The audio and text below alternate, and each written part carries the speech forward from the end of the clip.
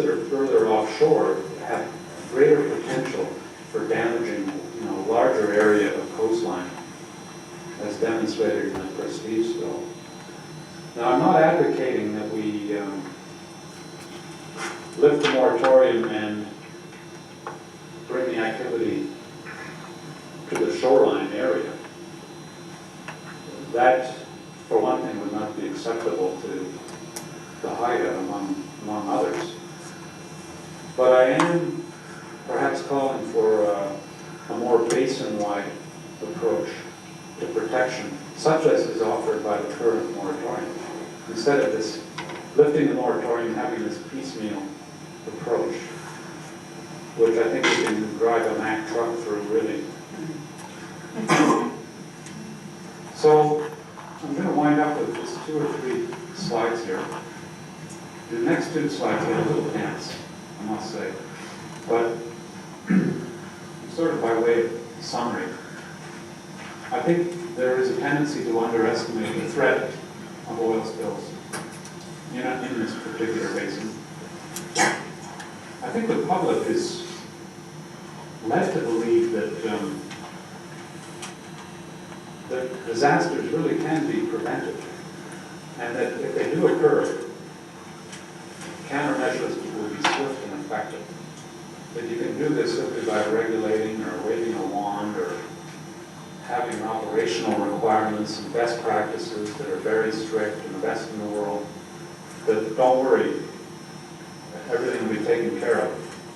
I think this gives a false sense of security. I think that risk is looked at generally from just a probability angle, whereas it really is a product of 2 things. It's the likelihood of an event occurring, multiplied by the consequences if it does occur.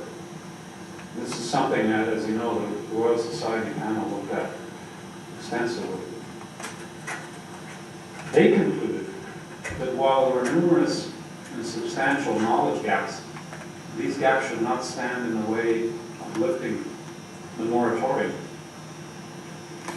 I would counter that by saying that I think that what we know is at least as important as what we don't know. And I argued this before them, and I put this in my submission to the Royal Society panel, my written submission, 15-page paper. So what do we know? Well, we know that the basin is highly vulnerable to oil spills, and we can't be sure, but we have a pretty good guesstimate that certain threatened or vulnerable species could be wiped out by a major spill at the wrong place at the wrong time. Scientists tell us that the consequences of a spill for the marine ecosystem in general could be, quote, catastrophic, unquote, and, quote, irreversible, unquote. This is, in fact, a major conclusion of the Strong report that was done for the province a couple of years ago.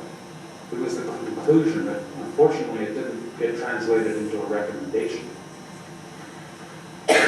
So, while it's true that the chances of a spill occurring may be low, there is no such thing as zero risk.